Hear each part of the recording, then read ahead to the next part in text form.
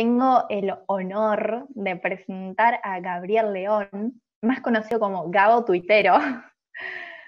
Bueno, Gabo Tuitero es bioquímico y doctor en biología celular y molecular. Durante 8 años fue académico e investigador, pero en 2015 decidió dedicarse exclusivamente a la comunicación científica y es columnista en Ciencia en Radio y en Prensa Escrita.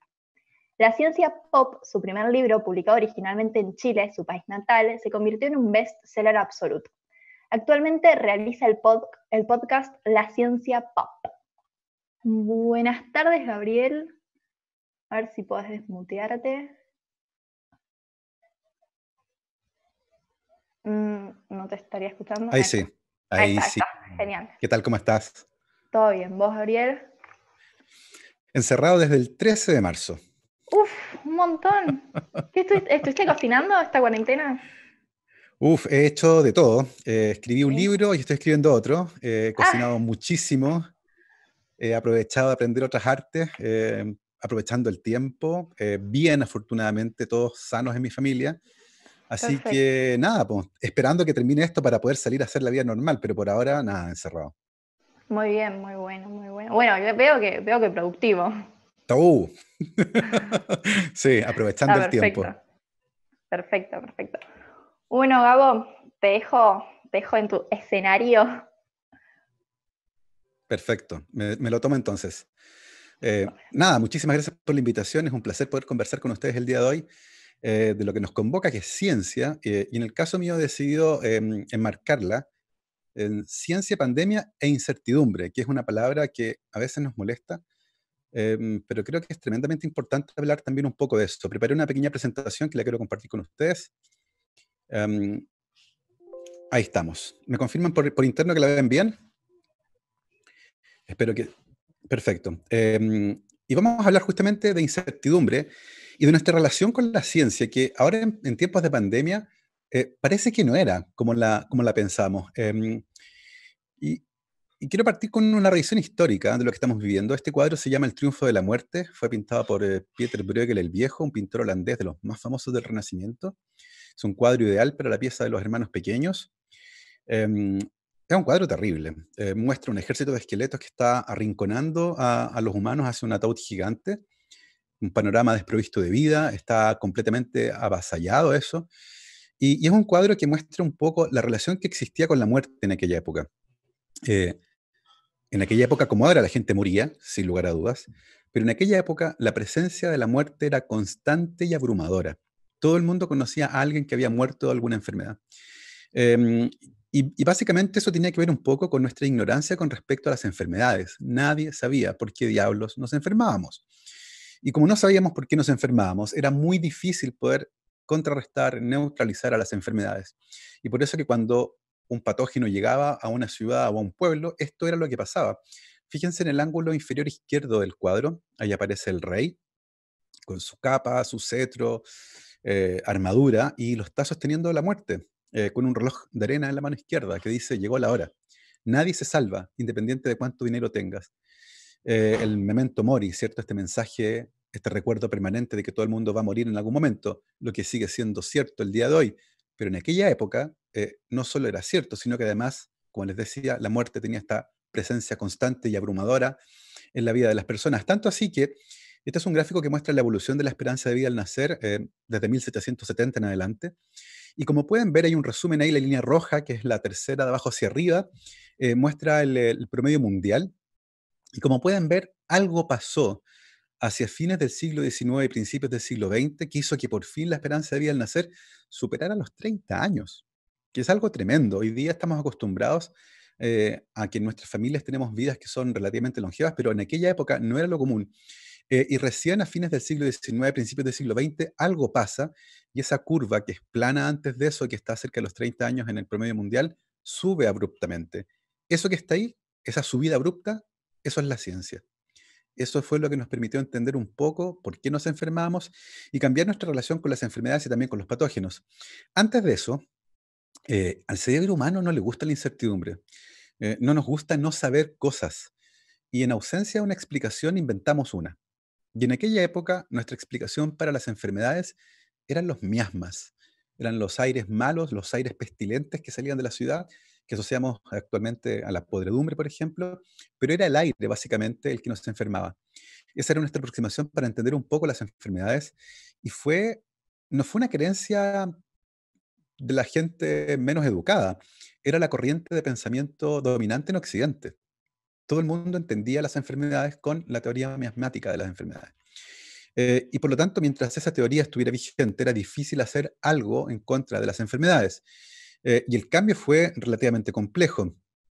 Eh, y así como no entendíamos muy bien a las enfermedades, nuestra aproximación para tratarlas también era bastante intuitiva. Las sangrías, por ejemplo, eran muy comunes. Básicamente consistía en pinchar una vena para botar la sangre con el fin de restablecer el equilibrio de los humores y además eliminar los contaminantes de la sangre. Era uno de los tratamientos médicos más comunes de la antigüedad, algo que no le gustaba mucho a los pacientes, como pueden ver en la expresión de esa persona que está ahí. Existen 3 fotografías además de este procedimiento.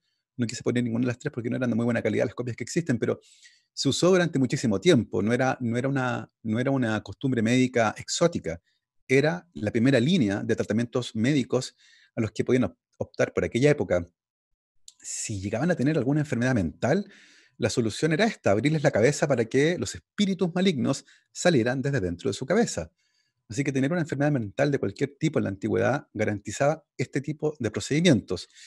Y todos los otros que encontré, y de hecho ahí están documentados particularmente en el arte, son tanto o más desagradables. A este no voy a referir mucho, yo creo que el cuadro dice bastante por sí solo, pero esa era nuestra aproximación para tratar de, por un lado, entender las enfermedades y por otra parte, para tratarlas. Y algo pasó. Esto es un gráfico que muestra las causas y la tasa de mortalidad, muestra las personas muertas cada 100.000 habitantes y las causas de muerte en cada gráfico. En el gráfico, en el lado izquierdo, aparece el año 1900, en el lado derecho, el año 2010. Hay 2 hechos notables. El primero es que la tasa de mortalidad ha caído casi a la mitad.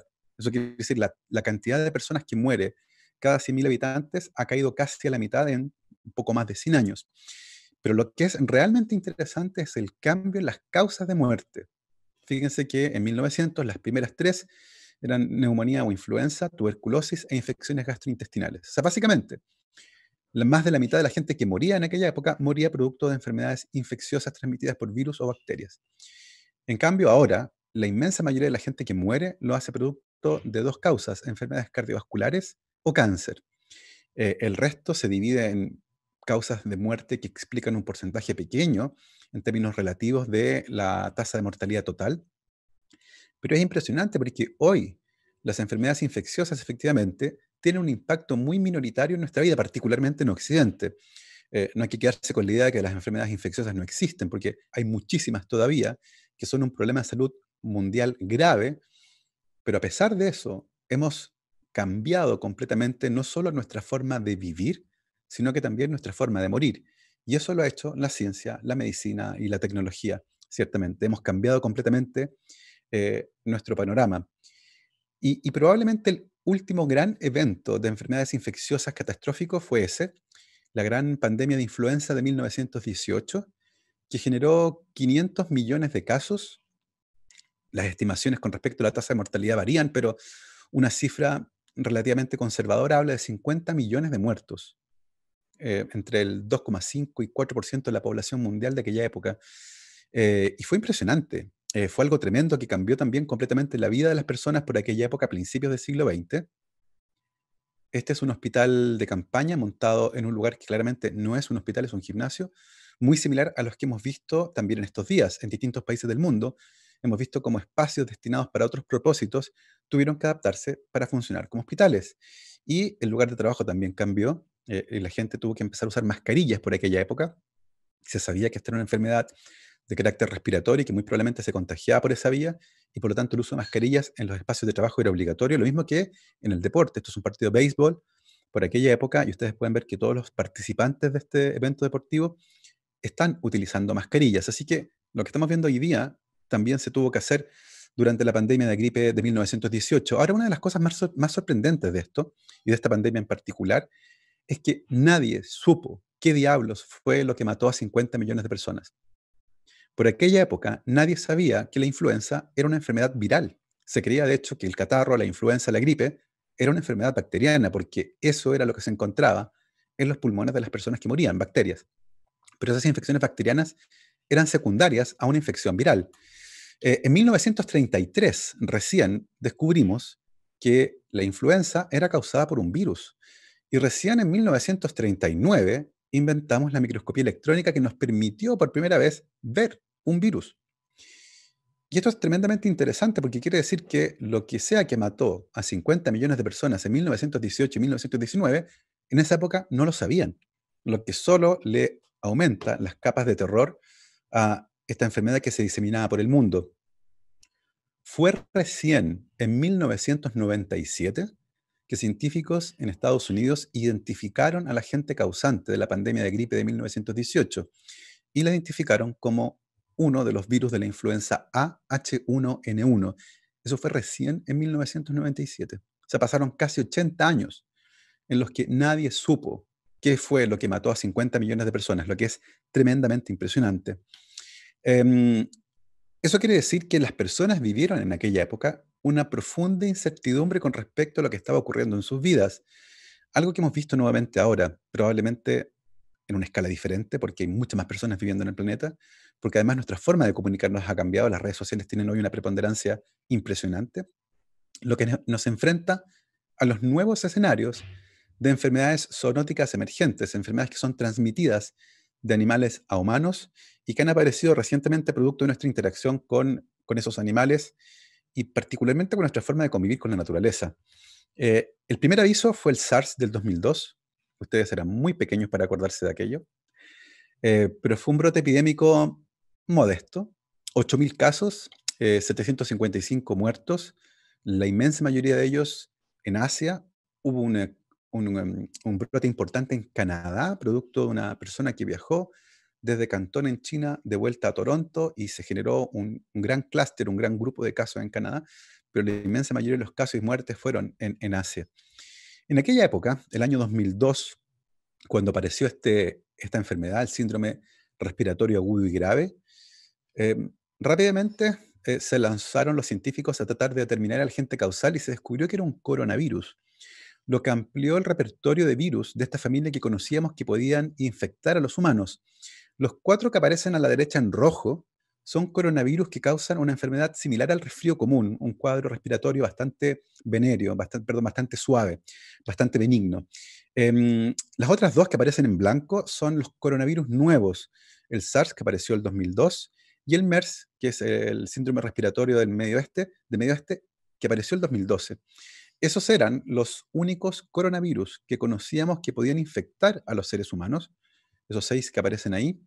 En aquella época, cuando apareció esta enfermedad del SARS, los científicos lograron determinar que el reservorio natural de este virus era el murciélago de la herradura, un animal que vive en cavernas que están distribuidas en la parte sur de China.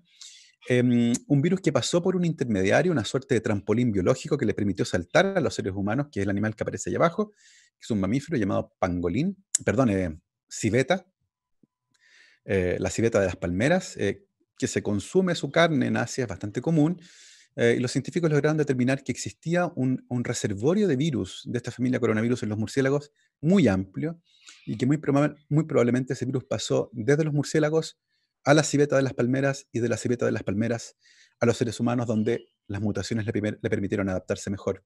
Y este artículo me parece tremendamente interesante, es del año 2007, es una revisión justamente sobre el brote de SARS del año 2002, y en la parte final de este artículo aparece esta frase que marqué y destaqué ahí en amarillo: la presencia de un gran reservorio de virus similares al SARS, al coronavirus SARS, en los murciélagos de la herradura, junto con la costumbre cultural de comer mamíferos exóticos en el sur de China, es una bomba de tiempo. No recuerdo otro artículo científico que en alguna parte hable de algo como una bomba de tiempo.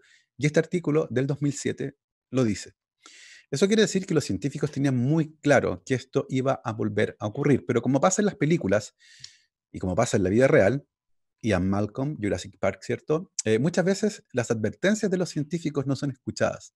Algo que pasó en Jurassic Park y algo que pasó también en la vida real con el coronavirus y con esta familia en particular de virus. Y eso fue lo que ocurrió a fines del año pasado, cuando aparece este nuevo coronavirus. Esta es la información que obtuve hoy de la página de la Universidad Johns Hopkins en Estados Unidos. Casi 13 millones de casos y 566.000 personas que han muerto de manera oficial. Probablemente estas cifras están subestimadas en un número bastante alto, muy probablemente. Y una de las cosas más impresionantes es esto. China comunicó oficialmente a la OMS el 31 de diciembre que había una enfermedad nueva y el 12 de enero, 12 días después, el virus ya estaba identificado y secuenciado. Impresionante. Y el 24 de febrero, una empresa en Estados Unidos anunció que ya tenía listo un prototipo de una vacuna para pasar de la fase preclínica a la fase clínica. Esto es realmente impresionante. Sin embargo, el sentimiento que ha inundado a los tomadores de decisiones, a los gobernantes y a las personas en general, es esta sensación de que nadie sabe hacia dónde vamos, de que los científicos están un poco perdidos, de que las recomendaciones cambian de un momento a otro, que la mascarilla no era adecuada primero y ahora resulta que sí, que la hidroxicloroquina en un momento era una droga milagrosa y aparentemente después no servía para nada. Y eso ha generado una profunda desazón en mucha gente que siente que la ciencia no está entregando las respuestas que debería entregar. Y tengo la impresión de que eso se debe un poco a nuestra relación cultural con la ciencia, la que muchas veces depende de las noticias científicas. Y ustedes podrán probablemente reconocer estas noticias científicas como muy relevantes. Estados Unidos aplica la edición genética a embriones humanos por primera vez, o la NASA descubrió 219 nuevos exoplanetas y de ellos 10 son similares a la Tierra. Y creo que aquí hay una suerte de problema, porque las noticias científicas, si bien son tremendamente inspiradoras, tienen un gran problema. Y el gran problema es este. Esa foto es muy, muy famosa. Fue tomada el año 2011 en Vancouver y muestra una pareja besándose. Las noticias científicas son un poco eso. Muestran el producto final de una investigación científica, la conclusión. Lo que no les muestra, igual que esta foto, es esto: lo que ocurrió en el entorno, el desastre que ocurrió mientras los científicos trataban de llegar a una respuesta, los años de trabajo incesante que no llevaban a ninguna parte. Y por lo tanto, tengo la sensación de que esta relación con la ciencia y que ocurre cultural a través de las noticias científicas tiende a mostrar solamente los logros y no muestra el camino tortuoso que muchas veces nos lleva a esos logros. Y por lo tanto no entendemos que la ciencia no es un proceso lineal, es un proceso que muchas veces es caótico y que debe cambiar de dirección. Lo que están viendo ahí es un dibujo que fue realizado en 1610 por Galileo. Galileo fabricó un telescopio, apuntó a Saturno y eso fue lo que vio. Evidentemente, eso no se parece mucho a Saturno. Sin embargo, Galileo, cuando apuntó su telescopio hacia arriba, hacia el cielo, vio eso. Eh, una, un círculo con dos orejas a los lados. 5 años después, 6 años después, en 1616, Galileo fabricó un telescopio un poco mejor, y eso fue lo que dibujó cuando apuntó nuevamente a Saturno.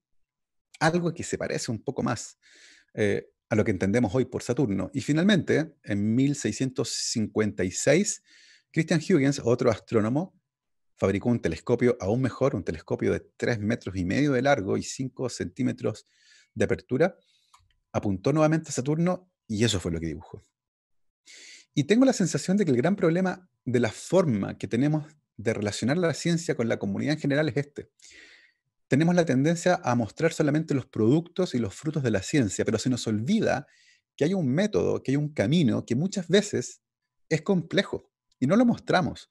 Tal vez no lo mostramos porque suena poco atractivo, porque nos gusta destacar los momentos de lucidez y los momentos de triunfo. Pero tengo la sensación de que si insistimos en mostrar esto, las personas se van a hacer una idea falsa de lo que es la ciencia. Van a entender, por un lado, que la ciencia es sus productos, y por otro lado, no van a entender cómo ocurren esos descubrimientos, que no consisten en que un científico o una científica se sentó en una roca a pensar durante 3 días hasta que se le ocurrió una idea brillante. Como decía Carl Sagan, no podemos limitarnos a mostrar sencillamente los productos de la ciencia. Tenemos que mostrar cómo ocurre la ciencia, que la ciencia no es un saco del cual sacamos respuestas, que es una forma de pensar, una forma de tratar de entender a la naturaleza, y en ese camino utilizamos la evidencia, y la calidad de esa evidencia cambia cuando, por ejemplo, construimos mejores telescopios, como le ocurrió, por ejemplo, a Galileo. A mi entender, esa ha sido una de las problemáticas más interesantes que hemos visto durante la pandemia, porque como nunca antes en la historia, Las personas no están mirando el producto final de una investigación científica, están observando en tiempo real cómo ocurre el trabajo de los científicos y que muchas veces hemos tenido que cambiar de idea cuando hemos encontrado evidencia que nos señala que estábamos equivocados al principio, exactamente igual como le ocurrió a Galileo, que cambió de opinión y en 5 años su dibujo de Saturno pasó de ese a este y no tuvo ningún problema en hacerlo. Los científicos cambiamos de opinión cuando encontramos evidencia de mejor calidad que sugiere que inicialmente nos habíamos equivocado. Y eso es tremendamente importante porque entonces la ciencia no es la verdad. La ciencia es el mejor mecanismo que tenemos para tratar de entender al entorno. Y eso es muy importante que lo logremos transmitir a todas las personas. Y existe otra problemática que está un poco relacionada con esto y con las narrativas y que dice relación con el origen de la pandemia. Y es muy importante que no se nos olvide. Eh, Quedó la sensación en varias partes del mundo de que esto que está ocurriendo es responsabilidad de alguien que en China se tomó una sopa de murciélago mal cocinada. Y si bien las costumbres culinarias y esta costumbre de comer mamíferos exóticos, eh, y además esta costumbre de comer animales recientemente sacrificados, y por eso que diseminan tanto los mercados de animales vivos en Oriente, tiene, tiene parte de culpa, creo que es importante que no nos quedemos solo con esa idea. Recuerden que en el sur de Argentina y Chile también tenemos una enfermedad zoonótica emergente, el ANTA, que es producido por un virus, el antivirus Andes, ¿cierto?, que pasa de ratón de cola larga a seres humanos. Nadie toma sopa de ratón de cola larga. La razón por la cual el virus pasa de ratones a humanos es porque nosotros nos vamos a meter donde estos animales viven. Y esa, creo yo, es la lección más importante de esta pandemia que no puede quedar oscurecida por alguien imaginando una sopa de murciélago. Es la depredación de los ecosistemas. Es el poco cuidado que hemos tenido para invadir otros nichos ecológicos y particularmente la deforestación, que implica la destrucción de ecosistemas y por lo tanto el desplazamiento de los animales que viven ahí hacia otros lugares, la que nos hace convivir más de cerca con animales que eventualmente portan virus que pueden saltar a los seres humanos con facilidad y generar brotes epidémicos o incluso pandemias. Por eso creo que es importante no olvidarnos de esto. Eh, Muchos tienen la idea de que la naturaleza es indestructible, y esa es una idea que está completamente equivocada, como dice decir Partha Dasgupta, que es un economista de la Universidad de Cambridge. Y los economistas tienen que aceptar que esto es un error, la naturaleza no es indestructible. Y la generación de riqueza, la generación de crecimiento económico debe tener en consideración este hecho. Y una vez que eso se haga, dice Dasgupta, eso va a revolucionar la forma en que incluso calculamos el progreso económico o la ausencia de él, particularmente en los países que están en vías de desarrollo. Creo que esa es la lección más importante que debemos sacar de la pandemia junto con el camino que sigue la ciencia, que la ciencia no son sus productos, ¿cierto? Y lo importante que es que los comunicadores científicos siempre nos refiramos a cómo se llega a un descubrimiento, cómo se genera un producto de la ciencia, mostrar ese camino que a veces es tortuoso y que incluso puede ser un poco árido, pero es tremendamente importante para que las personas no se queden con una idea errónea de lo que es la ciencia. Y no es esta idea de que los productos aparecen porque alguien pensó durante mucho tiempo dentro de un laboratorio inmaculado. Muchas veces el proceso es complejo y desastroso. Y es importante que también transfiramos esa idea a las personas. Y esta última, como les decía, nuestra convivencia con la naturaleza, nuestra convivencia con los ecosistemas debe cambiar.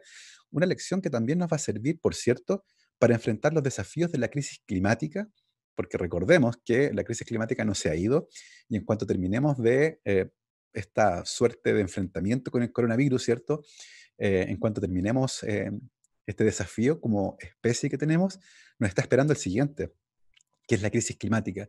Y tengo la sensación de que comunicacionalmente y de la mano con esto podemos sacar muchas lecciones que también son tremendamente importantes para enfrentar los desafíos que nos deja la crisis climática. Quiero agradecer nuevamente la invitación que me han hecho. Es un placer estar con ustedes. Les dejo mis datos de contacto en caso que alguien me quiera escribir. Está mi correo electrónico y también mi arroba en las cuentas de Twitter e Instagram. Muchísimas gracias a todos los que están conectados y quedo atento para que podamos discutir las preguntas que ustedes tengan respecto de este tema, Steffi.